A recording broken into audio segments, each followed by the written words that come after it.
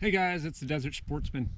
So today I'm out in one of my new favorite hunting spots. This area holds deer, javelina, and it's got a bunch of sage flats, which what that means for me is it's a really promising area for jackrabbits and even cottontails for my falconry hunting. So I love this area. The problem with it is that it's overpopulated with predators, especially coyotes. So that's what I'm here for today, is to do kind of a predator management hunt. Now, don't get me wrong, I love coyotes. I want my great-great-grandkids to enjoy them. I want them to remain, but I want their populations to be healthy. The last thing we need is for an area to be overpopulated and for nature to take its course, and most time that ends up meaning the mange, and we don't want that to spread. It's a horrible disease. So I'm out here to just do my part and thin the population. Also, just so happens to be fur bearer season, which means that fox and bobcat is also on the table for me today.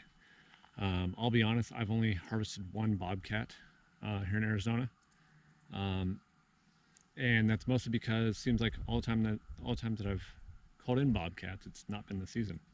So I've only harvested one, and that one went off to taxidermist.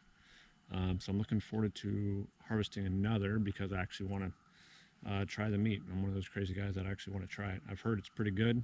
Some people say it's very similar to pork in many ways as far as texture, coloration, and even taste. So I'm excited to try that as well. But it's a beautiful area. I've called in coyotes here before, and they just come running in. It's not a real heavily pressured area for coyote hunting, so that's why I'm keeping this spot a secret. But anyway, guys, let's get after them. See you when I get to the stand.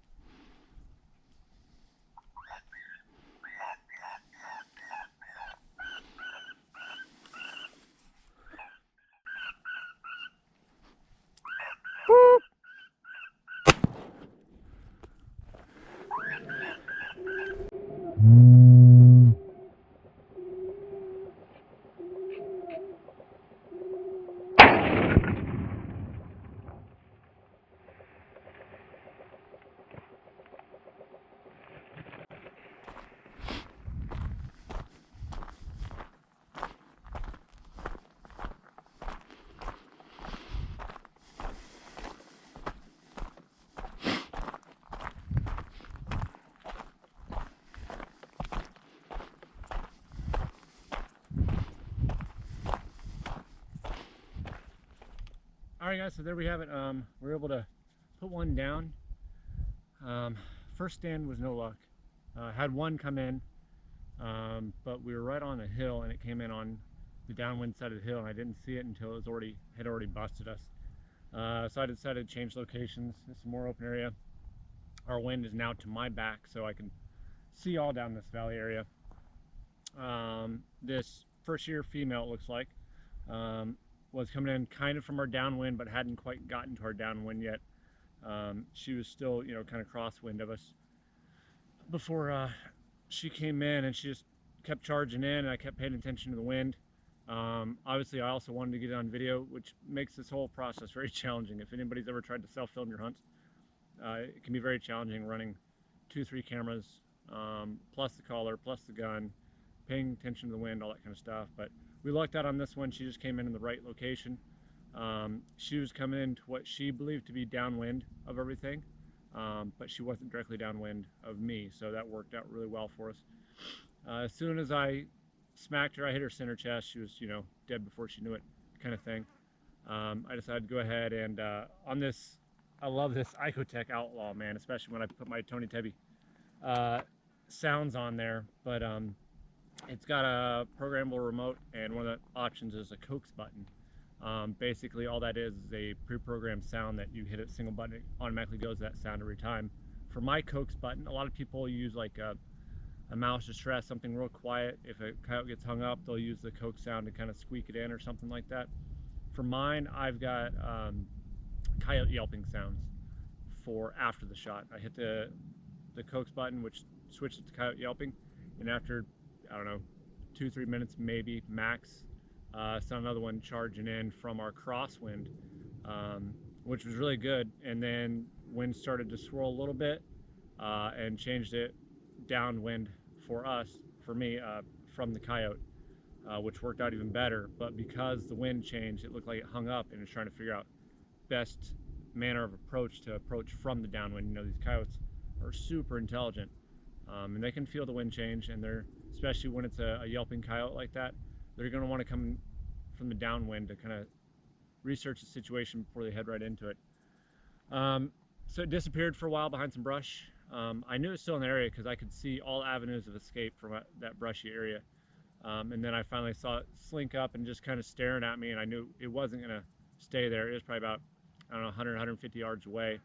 I've got my rifle set to a 50-yard zero. But even with that, it should, if I put it center mass, even at 150, 200 yards, it should be pretty dang accurate. But unfortunately, a rock slipped out from underneath the bipod right as I was squeezing. I wasn't in a real comfortable position. I was kind of rushing the shot, that kind of thing.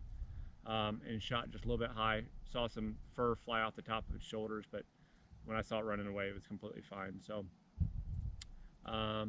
anyway, this is a really exciting hunt. I might head back in there. We'll see if we got some more content to put onto this video. I might, depending on the time of day, try one more stand before we go home. But if this is it, guys, make sure that you subscribe, hit the notification bell so you're notified whenever I post a new video. I realize right now I'm not posting videos very often, but we're just now starting to get into prime hunting season, so you should start seeing some more content from the Desert Sportsman. As always, guys, I truly appreciate all the kindness and support, and happy hunting.